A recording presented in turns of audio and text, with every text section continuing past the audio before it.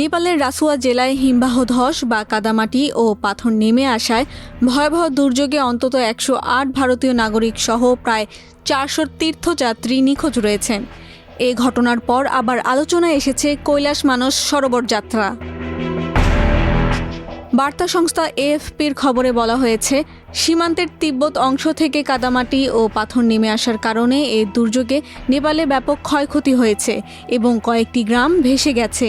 এই ঘটনায় 27 আগস্ট বিকেল 5টা পর্যন্ত নেপাল ও তিব্বতে 270 জনের মৃত্যুর খবর নিশ্চিত হওয়া গেছে। আরও প্রায় 1500 মানুষ নিখোঁজ রয়েছেন। হিমবাহ ধসে কৈলাস পর্বত ও মানস সরোবরগামী তীর্থযাত্রীদের ব্যবহৃত গুরুত্বপূর্ণ একটি পথের সড়ক সেতু ধ্বংস হয়ে গেছে। সেখানে উদ্ধার অভিযান চলছে। প্রশ্ন আসতে পারে, কৈলাস মানস সরোবর যাত্রা কি? এই সরোবরে কেন এত মানুষ যায়? কৈলাস মানস সরোবর যাত্রা হিন্দু, বৌদ্ধ, জৈন ও বন ধর্মাবলম্বীদের অন্যতম তীর্থযাত্রা। তীর্থযাত্রীরা তিব্বতে অবস্থিত 6638 মিটার উঁচু কৈলাস পর্বত ও মানস সরোবরের হ্রদে যান।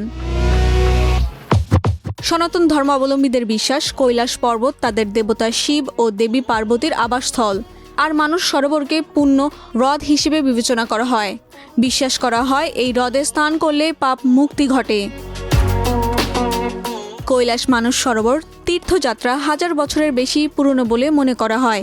হিন্দুদের পুরাণ, বৌদ্ধ ধর্মগ্রন্থ ও জৈন ধর্মবিশ্বাসে এই যাত্রা উল্লেখ রয়েছে। 1962 সালে ভারত-চীন যুদ্ধের পর প্রায় 2 দশক কৈলাস মানস সরোবর যাত্রা বন্ধ ছিল।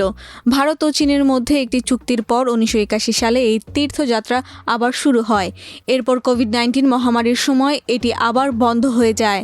প্রায় 6 বছর পর 2025 সালে আবার এই তীর্থযাত্রা শুরু হয়। এবার আসা যাক তীর্থযাত্রীরা যেসব পথ ব্যবহার করেন সে প্রসঙ্গে। তীর্থযাত্রীরা 3টি প্রধান পথ দিয়ে কৈলাস মানস সরোবরে যেতে পারেন। সেগুলোর একটি উত্তরাখণ্ডের লিপুলেখ পাস রুট। পথটি দিল্লি থেকে শুরু হয়ে আলমোড়া ও ধারচুলা হয়ে গুঞ্জি ও লিপুলেখ পাস অতিক্রম করে তিব্বতে প্রবেশ করেছে।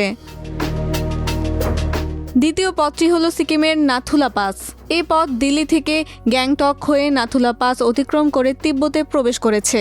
মূলত গাড়িতে করে এই পথে যেতে হয়। সরকারি ব্যবস্থাপনায় পরিচালিত এই পথে হাঁটার পরিমাণ কম, গাড়িতেই যাতায়াত বেশি।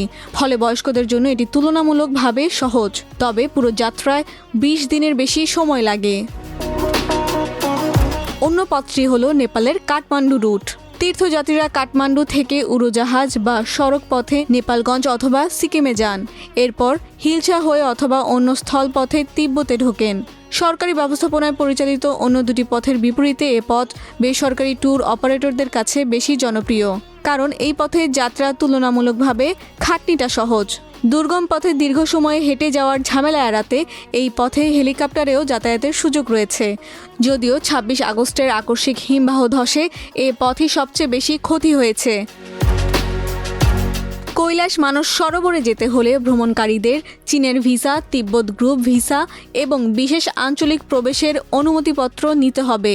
এসব অনুমতিপত্র কেবল অনুমোদিত ট্যুর অপারেটর বা সরকারি সংস্থার মাধ্যমে নেওয়া যায়। ব্যক্তিগতভাবে বা এককভাবে ভ্রমণের অনুমতি নেই।